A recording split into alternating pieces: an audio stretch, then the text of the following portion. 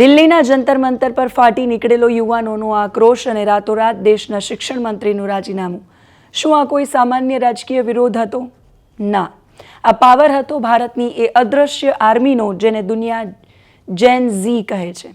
40 કરોડથી વધારે યુવાનોની આ એવી ફોજ છે જે નેતાઓના લાંબા ભાષણોથી નહીં પણ ઇન્સ્ટાગ્રામની રીલ્સ અને વાઇબ ચેકથી વોટ આપે છે.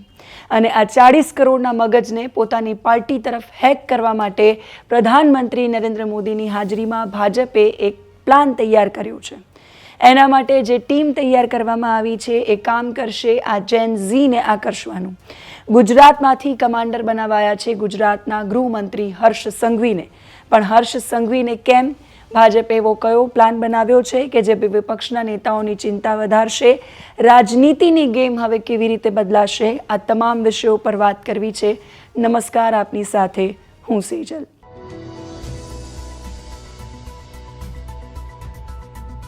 વિડીયોની શરૂઆત કરતા પહેલા નવા દર્શકોને એક વિનમ્ર અપીલ છે. યુટ્યુબ પર જોઈ રહ્યા છો તો સબસ્ક્રાઇબ કરી દો. ફેસબુક અને ઇન્સ્ટાગ્રામ પર જોઈ રહ્યા છો તો ફોલો કરી દો. એક એવું આંદોલન જેણે દિલ્હીના જંતર મંતરને હલાવી દીધું, એક એવો આક્રોશ જેણે દેશના શિક્ષણ મંત્રીનું રાજીનામું અપાવી દીધું, અને એક એવી અદૃશ્ય તાકાત જેણે દેશની સૌથી મોટી રાજકીય પાર્ટીને પોતાની રણનીતિ રાતોરાત બદલવા મજબૂર કરી. તમને શું લાગે છે, આ કોઈ વિપક્ષી પાવર હતો કે કોઈ મોટું આંતરરાષ્ટ્રીય ષડયંત્ર? ના, આ પાવર હતો ભારતની એ પેઢીનો જેને દુનિયા જેન ઝેડ કહે છે. 14 થી 22 વર્ષના એ યુવાનો જેઓ કોઈ નેતાના ભાષણો નથી સાંભળતા, પણ જ્યારે રસ્તા પર ઉતરે છે ત્યારે સરકાર નિર્ણય લેવા માટે ચોક્કસ મજબૂર થઈ જાય છે. ભારતમાં આ આબાદી સામાન્ય નથી. 40 કરોડથી વધુ યુવાનોની આ આખી આર્મી છે જે આગામી ચૂંટણીઓમાં દર 3માંથી 1 વોટ નક્કી કરવાની છે. હવે સસ્પેન્સ એ છે કે જંતર મંતરના આ ભયાનક આક્રોશ પછી ભાજપે દિલ્હીના મુખ્યાલયમાં પ્રધાનમંત્રી નરેન્દ્ર મોદીની હાજરીમાં એક પ્લાન તૈયાર કર્યો. એક એવી નવી ટીમ બનાવી જે આ 40 કરોડ યુવાનોના માઇન્ડને હેક કરશે. 22 ઓગસ્ટ 2026ના રોજ નવી દિલ્હીના ભાજપના મુખ્યાલયમાં હાઈ લેવલ બેઠક બોલાવાઈ. આ કોઈ સામાન્ય સંગઠનાત્મક બેઠક નહોતી. બંધ બારણે આ બેઠક થઈ અને ચર્ચામાં પ્રધાનમંત્રી નરેન્દ્ર મોદી પોતે હાજર હતા. ભાજપે દેશના યુવાનો અને જેન ઝી મતદારો સાથે સીધો સંવાદ સાધવા માટે, એમની આકાંક્ષાઓને સમજવા માટે એક ઉચ્ચ લેવલની વિશેષ આઉટરીચ ટીમની રચના કરી છે. હવે વાત કરીએ આ ટીમમાં કોણ કોણ સામેલ છે. તો નીતિન નવીન છે, ભાજપના રાષ્ટ્રીય અધ્યક્ષ. સ્મૃતિ ઈરાની છે, રાષ્ટ્રીય મહાસચિવ. વિનોદ તાવડે છે, રાષ્ટ્રીય મહાસચિવ. હર્ષ સંઘવી છે, ગુજરાત રાજ્યના નાયબ મુખ્યમંત્રી. ઓપી ચૌધરી છે, છત્તીસગઢના મંત્રી.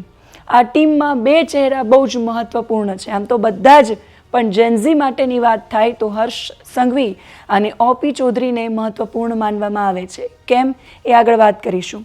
પણ હવે રાજનૈતિક પાર્ટીઓને ચિંતા તો છે કે આજનો 20 વર્ષનો યુવાન ભૂતકાળની જૂની સિદ્ધિઓને જોઈને વોટ નહીં આપે, કેમ કે હવે એને પોતાની અને પોતાના ભવિષ્યની ચિંતા છે. આ જ બેઠકમાં રાષ્ટ્રીય અધ્યક્ષ નીતિન નવીનની આગેવાની હેઠળ દેશના 65 પ્રમુખ પદાધિકારીઓની એક નવી ફોજ તૈયાર કરવામાં આવી. આ ટીમની રચના પાછળનો એકમાત્ર ઉદ્દેશ કે એકમાત્ર મિશન એ છે દેશના 40 કરોડ જેનઝી યુવાનોના મગજમાં શું ચાલી રહ્યું છે એને સમજવાનું, એમના સંતોષને શાંત કરવાનો, આક્રોશને શાંત કરવાનું. આ બેઠકની ગંભીરતાનો અંદાજ એ વાત પરથી લગાવી શકાય છે કે ભાજપ હવે આ નવી પેઢી સામે રાષ્ટ્રવાદ અને કરિયરના મુદ્દાઓનું એક નવું કોમ્બિનેશન રજૂ કરવા જઈ રહ્યું છે. કેમ કે બેઠકમાં કોંગ્રેસે વંદે માતરમનું અપમાન કર્યું, એ કોઈ કાળે સહન નહીં કરવામાં આવે, અને જેનઝી આ 2 મુદ્દાઓ છે એ ફોકસ પર હતા. હવે વાત કરીએ કે આ ટીમનું મુખ્ય પ્લાન શું રહેશે અથવા તો શું હોઈ શકે. તો સૌથી પહેલું યુવા સંવાદ. આ ટીમ છે કોલેજ, યુનિવર્સિટી, કોચિંગ સેન્ટર્સ અને સ્પોર્ટ્સ ક્લબમાં જઈને 14 થી 22 વર્ષના યુવાનોની સાથે સીધી વાતચીત કરશે, અનૌપચારિક વાતચીત કરશે. કોઈ રાજકીય ભાષણ નહીં હોય. પક્ષ હવે માત્ર સામાન્ય પ્રચાર પૂરતો મર્યાદિત નહીં રહે. હવે જે પ્રચાર થશે ઇન્સ્ટાગ્રામ, સ્નેપચેટ અને રેડિટ જેવા પ્લેટફોર્મ પર થશે, જ્યાં દરેક પક્ષ પોતાનું કન્ટેન્ટ વધારશે, એની વાઇબ મેચ કરશે. આ પ્લાન દ્વારા યુવાનોને દેશના ટોચના નેતાઓ સાથે સીધા પોતાના વિચારો શેર કરવાનું પ્લેટફોર્મ મળશે અને એમના સૂચનોને પક્ષના એજન્ડામાં પણ સામેલ કરાશે. જેમ તમે જોયું, જંતર મંતર પછી પ્રધાનમંત્રી નરેન્દ્ર મોદીએ ઇન્સ્ટાગ્રામ પર હેલો ફ્રેન્ડ્સ કરીને વિડીયો બનાવ્યા. યુવાનો સાથેની આ બેઠકો રાજકીય ભાષણબાજીથી દૂર રખાશે. એમાં માત્ર કોલેજ પરીક્ષા, સ્પર્ધાત્મક પરીક્ષા, રોજગાર અને કરિયર ગાઈડન્સ જેવા મહત્વના મુદ્દાઓ પર ચર્ચા થશે, ફીડબેક લેવાશે. હવે વાત કરીએ આ 40 કરોડ યુવાનોને રીઝવવા માટે ભાજપે જે કમાન્ડર્સ મેદાનમાં ઉતાર્યા છે, આ વિશેષ ટીમમાં કોણ કોણ છે? આ વિશેષ ટીમમાં સ્મૃતિ ઈરાની અને વિનોદ તાવડે જેવા રાષ્ટ્રીય મહાસચિવો તો છે જ, પણ પક્ષે બે એવા યુવા ચહેરાઓ પર સૌથી મોટો દાવ ખેલ્યો છે જેમની સ્ટાઇલ બિલકુલ અલગ છે. એક તરફ છે છત્તીસગઢના મંત્રી અને પૂર્વ આઈએએસ અધિકારી ઓપી ચૌધરી, જે યુવાનોમાં યુપીએસસી, જીપીએસસી અને કરિયર ગાઈડન્સના માસ્ટર ગણાય છે. તો બીજી બાજુ છે ગુજરાતના લોકપ્રિય ગૃહ રાજ્યમંત્રી હર્ષ સંઘવી. પણ વિચારવા જેવી વાત એ છે કે ગુજરાતમાંથી હર્ષ સંઘવીને જ આ રાષ્ટ્રીય જવાબદારી કેમ સોંપાઈ? તો હર્ષ સંઘવી ગુજરાત ભાજપના સૌથી લોકપ્રિય અને યુવા નેતાઓમાંના એક છે. એમના પોતાના સોશિયલ મીડિયા પર એમના કરોડો ફોલોવર્સ છે. રીલ્સ અને શોર્ટ્સ કન્ટેન્ટના માધ્યમથી યુવાનો સાથે એ સીધા કનેક્ટેડ છે. બીજું મોટું કારણ છે કે નો પ્રોટોકોલ લુક. જેન્ઝી યુવાનોને સફારી સૂટ કે કડક ખાદી પહેરેલા પરંપરાગત નેતાઓ હવે પસંદ નથી. હર્ષ સંઘવી જીન્સ ટી શર્ટમાં ફરે, મોડી રાત્રે કેફેમાં યુવાનોની વચ્ચે જઈને બેસે. સોશિયલ મીડિયા, ખાસ ઇન્સ્ટાગ્રામ પર એમના લાખો યુવાનો સાથેનું કનેક્શન છે. રીલ્સના માધ્યમથી એ સીધા કનેક્ટેડ છે. ગૃહ રાજ્યમંત્રી તરીકે ડ્રગ્સ મુક્ત ગુજરાતની ઝુંબેશ અને રમતગમત મંત્રી તરીકે ખેલો ગુજરાતના કારણે પણ એ ઓલરેડી યુથ આઇકોનમાં ફેમસ છે. ભાજપ જાણે છે કે કનેક્ટિવિટી હર્ષ સંઘવી ઊભી કરી શકે છે, જે કોઈ વરિષ્ઠ નેતા માટે અશક્ય છે. તો હર્ષ સંઘવી અને આ નવી ભાજપની જે ટીમ છે એનો અસલી ગેમ પ્લાન શું છે? ભાજપનો હિડન એજન્ડા વિપક્ષોના હોશ ઉડાવી દે એવો છે. પક્ષે હવે સમજી લીધું છે કે ફેસબુક અને ટ્વિટર એટલે કે એક્સ હવે જૂના પ્લેટફોર્મ છે, જ્યાં માત્ર મોટી ઉંમરના લોકો રાજકીય યુદ્ધ લડે છે. જેન્ઝી પણ છે, પણ એનું પ્રમાણ ઓછું છે. આજનો જેન્ઝી યુવાન ઇન્સ્ટાગ્રામ, સ્નેપચેટ અને રેડિટ પર સક્રિય છે. એટલે જ ભાજપ હવે લાંબા નીરસ ભાષણો બંધ કરીને શોર્ટ ફોર્મ કન્ટેન્ટ, ટૂંકી મનોરંજન રીલ્સ અને મીમ્સ દ્વારા યુવાનો સાથે વાઇબ મેચ કરશે. આ પ્લાન અંતર્ગત હર્ષ સંઘવી ગુજરાત અને દેશભરની કોલેજોમાં વન ડે વન યુનિવર્સિટી અંતર્ગત પ્રવાસ શરૂ કરી શકે છે.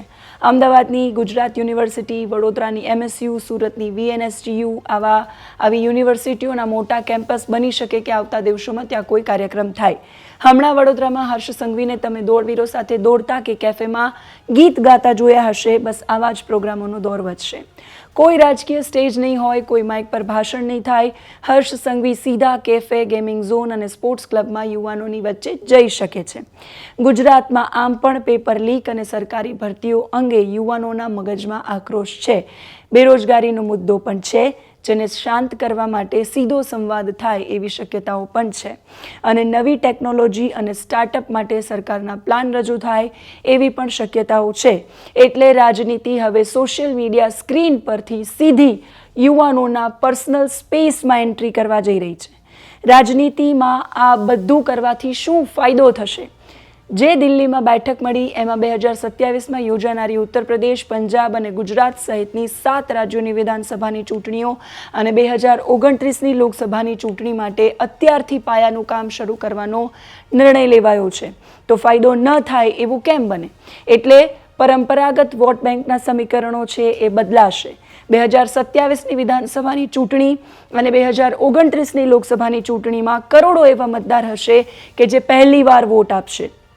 આ પેઢી જ્ઞાતિ કે પરંપરાગત વફાદારીના આધારે વોટ નથી આપતી, એટલે જૂના રાજકીય ગણિતો છે એ નિષ્ફળ જશે. બીજું કે ડિજિટલ પ્રચારની વ્યાખ્યા બદલાશે.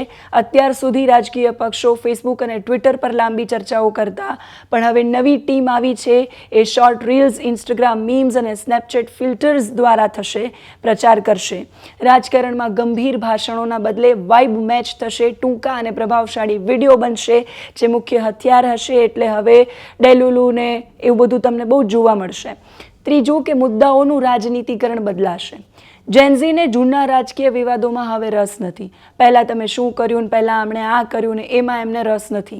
આ ટીમ બનાવવાથી હવે રાજકીય પક્ષો છે કોલેજની ફી, સ્પર્ધાત્મક પરીક્ષાઓની પારદર્શકતા, પેપર લીક જેવા મુદ્દા, startup, ecosystem, education system, gaming જેવા વિષયો પર હવે એમને વાત કરવી પડશે. રાજનીતિ હવે એ દિશા તરફ જઈ શકે છે. યુવાનોને પક્ષ સાથે જોડવા માટે પક્ષોએ રાજકીય નેતા તરીકે નહીં પણ મેન્ટર અને ગાઈડ તરીકે સામે જવું પડશે. ચોથું છે વિપક્ષી પક્ષો પર દબાણ વધશે. ભાજપના આ પગલાંથી કોંગ્રેસ અને આમ આદમી પાર્ટી અને અન્ય પ્રાદેશિક પક્ષો છે એણે પણ પોતાની આઉટરીચ સ્ટ્રેટેજી છે એને બદલવી પડશે. એમણે પણ પોતાના સંગઠનમાં યુવા અને ટેક સેવી નેતાઓને આગળ લાવવા પડશે. આગામી સમયમાં વિપક્ષો વચ્ચે પણ જેન્ઝીને રીઝવવા માટે ડિજિટલ મીડિયા પર મોટી સ્પર્ધા જોવા મળે તો નવાઈ ન પામતા. એટલે તમારી ઇન્સ્ટાની ફીડમાં જો નેતાઓની રીલનો ઢગલો જોવા મળે કે મીમ્સ જોવા મળે તો આશ્ચર્ય ન પામતા. રાજનીતિની આ સ્ટ્રેટેજી છે. પક્ષોના આંતરિક માળખામાં યુવા નેતાઓનો ઉદય થશે, જેમાં આખી કોકરોચ જનતા પાર્ટી બની. ભલે અત્યારે રાજનૈતિક પાર્ટી નથી, પણ બની શકે કે નવા નેતાઓ છે, યુવા નેતાઓ એ અલગ અલગ પાર્ટીમાં આવી શકે. ભાજપે પોતાની ટીમમાં ડૉક્ટર હેમાંગ જોશી, જે 35 વર્ષીય છે, જે એવા યુવાનોને રાષ્ટ્રીય લેવલ પર પ્રમુખ બનાવ્યા છે. આનાથી એક વાત સ્પષ્ટ થાય છે કે હવે રાજકારણમાં માત્ર ઉંમર અને અનુભવ નહીં, પણ નવી પેઢી સાથે કનેક્ટ થવાની ક્ષમતા ધરાવતા યુવા ચહેરાઓને ટિકિટ અને પદમાં પણ પ્રાથમિકતા મળશે. ટૂંકમાં આ પગલાંથી ભારતીય રાજનીતિ વધુ ટેકનોલોજી આધારિત, ઝડપી અને યુથ સેન્ટ્રિક બનશે, જ્યાં જૂની વિચારધારાઓ કરતાં ત્વરિત કનેક્ટ અને પરિણામ વધુ મહત્વના રહેશે. હવે પહેલી જે વાત આગળવાળી બાકી હતી એ કે હર્ષ સંઘવી અને ઓપી ચૌધરી કેમ મહત્વના છે. તો ભાજપે આ રાષ્ટ્રીય ટીમમાં 2 પાવરફુલ યુવા મંત્રીઓ, હર્ષ સંઘવી જે ગુજરાતમાંથી છે અને ઓપી ચૌધરી જે છત્તીસગઢમાંથી છે, એમને સાથે લાવીને એક સચોટ વ્યૂહરચના બનાવી છે એવું કહેવાય છે. Harsh Sanghavi ground level politics અને સોશિયલ મીડિયા ટ્રેન્ડ્સના કિંગ મનાય છે, તો ઓપી ચૌધરી પૂર્વ આઈએસ અધિકારી છે, યુપીએસસી, જીપીએસસી અને કરિયર ગાઈડન્સ માટે લોકપ્રિય છે. સંઘવી છે યુવાનો સાથે ઇમોશનલ અને વાઇબ્રન્ટ કનેક્ટ સ્થાપિત કરી શકે છે, તો ઓપી ચૌધરી છે એ યુવાનોની શિક્ષણ અને રોજગાર અને સરકારી નીતિઓને લગતી ગંભીર સમસ્યાઓનું ટેકનિકલ સોલ્યુશન આપી શકે છે. હર્ષ સંઘવી પશ્ચિમ અને દક્ષિણ ભારતના આધુનિક બિઝનેસ ઓરિએન્ટેડ જેન્ઝી યુવાનોને હેન્ડલ કરે એવી એક રણનીતિ ભાજપની હોઈ શકે છે, તો સામે ઓપી ચૌધરી મધ્ય અને ઉત્તર ભારતના નોકરી વાંચુક અને વિદ્યાર્થી વર્ગને પક્ષની તરફ આકર્ષી શકે. આ પણ રણનીતિનો એક ભાગ હોઈ શકે છે. જો રાજનીતિમાં એમનેમ કશું જ હોતું નથી અને આવું કંઈ ન હોય તો પણ કંઈક તો હશે જ. આ વાત બિલકુલ સાફ છે કે દિલ્હીના જંતર મંતર પર પેપર લીક સામે જે આક્રોશ ફાટી નીકળ્યો એણે ભારતીય રાજનીતિની આખી દિશા બદલી નાખી. શાસક પક્ષ હોય કે વિપક્ષ, દરેક સમજી ચૂક્યા છે કે દેશના 40 કરોડ જેન્ઝી યુવાનોને હવે જાતિવાદ, ધર્મ કે જૂના નેરેટિવ્સના આધારે મૂર્ખ બનાવી શકાય એમ નથી. આ પેઢી ભણેલી છે, ડિજિટલ છે અને સૌથી અગત્યનું એ સવાલ પૂછતા અચકાતી નથી, એનાથી પણ વિશેષ કે માર ખાતા પણ અચકાતી નથી અને પરિણામ તો લાવીને પાર કરે છે. હવે પ્રચાર રાજકીય સ્ટેજ પરથી હટીને સોશિયલ મીડિયાની રીલ્સ, કોલેજના કેમ્પસ અને વાઇબ્રન્ટ કેફે સુધી પહોંચી ગયો છે. સૌથી મોટો સવાલ એ છે કે શું માત્ર શોર્ટ્સ, રીલ્સ, મીમ્સ કે સ્નેપચેટ ફિલ્ટર્સથી આ સ્માર્ટ પેઢીને રીઝવી શકાશે? શું હર્ષ સંઘવી ગુજરાત અને દેશભરના યુવાનોમાં ફેલાયેલા પેપર લીક અને રોજગારના ગુસ્સાને શાંત કરી શકશે?